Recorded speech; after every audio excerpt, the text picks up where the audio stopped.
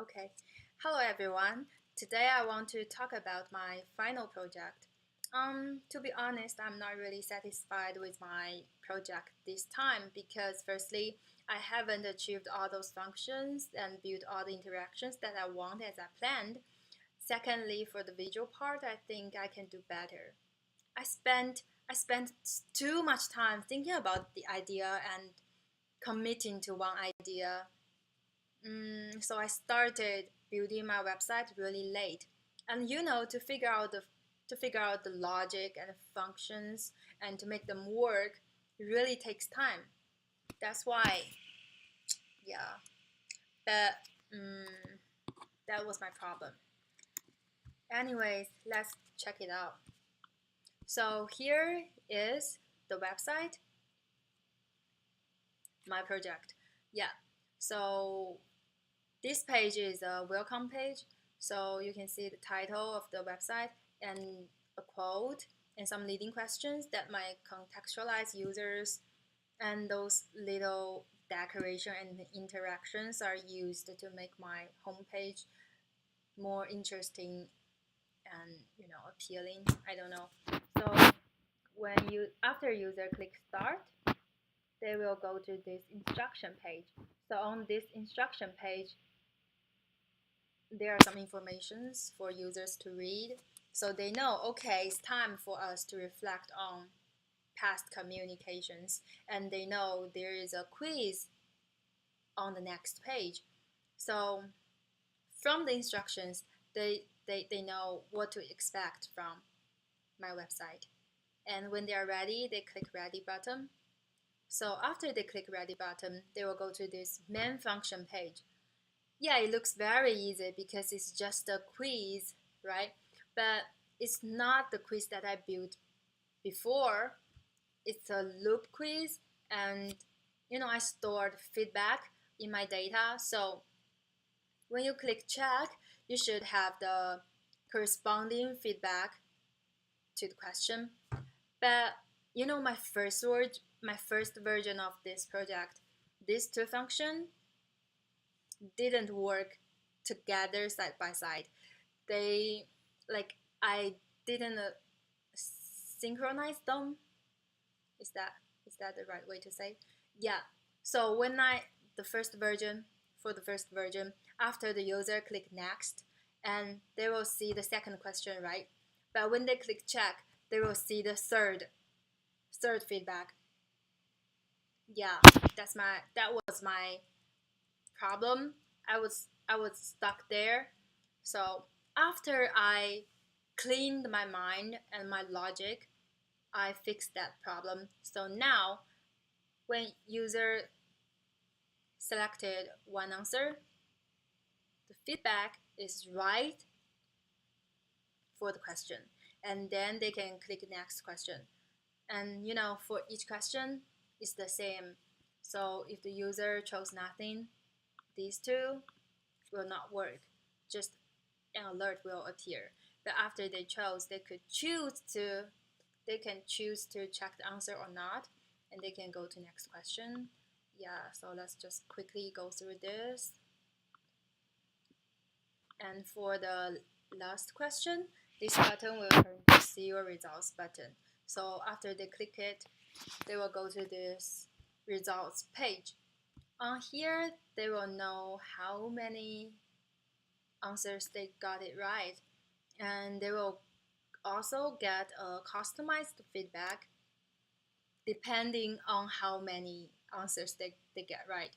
Okay, so for example, if they get more than three answers right, they will get one feedback. If they got three or less than three answers right, they will receive another feedback. Yeah, that's pretty much my project.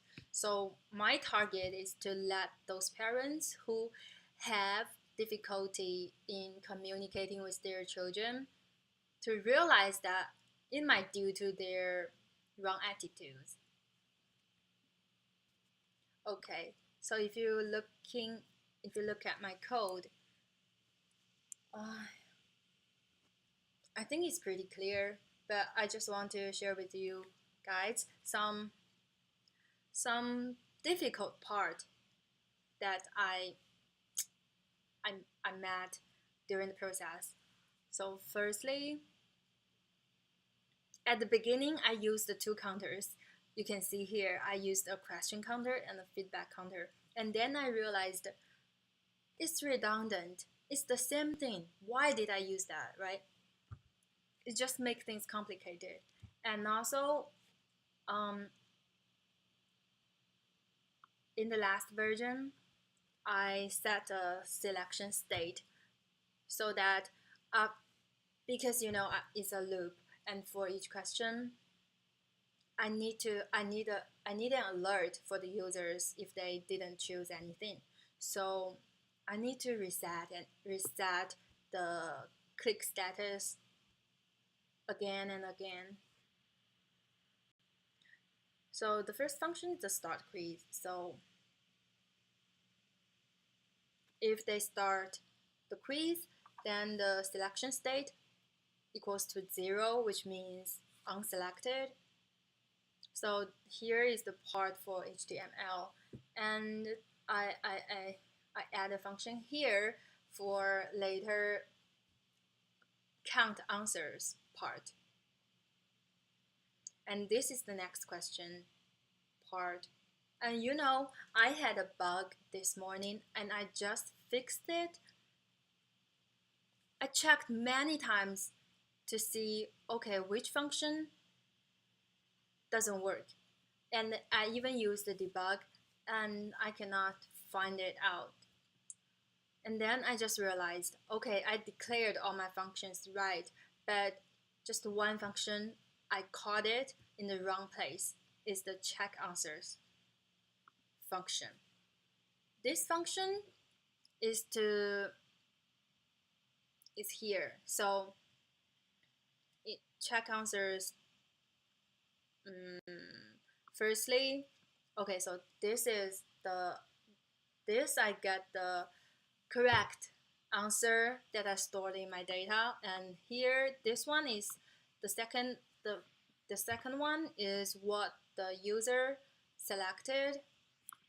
And so I mean, if this one equals to this one, then they will get 1 point and then return the point, right? So I call this function here originally, which is under the view feedback. So which means that when the user clicks the check button, the answer will be the score will be counted and collected. But if the user doesn't click check, just click next and next and next, then the correct answer will not be counted. Yeah. And it took my whole morning to realize this problem. So then I called the function in the next question part as well.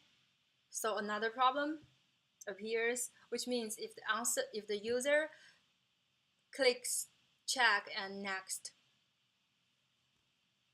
for each question, like both, the scores will be counted twice. So I only have 5 questions, but they might get 10 scores. So it's a really stupid mistake, but at that time I just cannot think it through. I just don't know what is wrong here. But then I just found out, okay, I only need to call it one time here before the if statement under the next question, right? Oh, yeah. And also, although I'm not that satisfied with my work, but I'm really happy that I figured out how to use, how to set the state and then change the state when I need to. For here, and also this subject, I think it's subject. Okay, this function I learned by myself in W3 school. So here I get option ID. I get the ID that I created for my options. So, and here I get the current question data that the user is looking at, and then here is the data is the user choice, and then I set the selection state to 1 again. So why here is -1? Because here the ID that I created for my options starts from number 1, but the data actually starts from number 0. You know, if the element is the first element, then it is in the 0 place, right? So I just -1. Yeah, and that's it. That's pretty much okay. And here the rollback feedback HTML just used for clear my feedback div, so that when they go to next question, the feedback section will be empty. Yeah, that's it. That's my project. So next semester I'm gonna graduate, and I'm really happy that I took this class with you guys. I don't need to take any class next semester, but actually I really want to maybe stop by and listen to Jean's class sometime, but I'm not sure whether it is allowed. Yeah, but really happy to meet all of you. Yeah, okay. Yeah, thank you.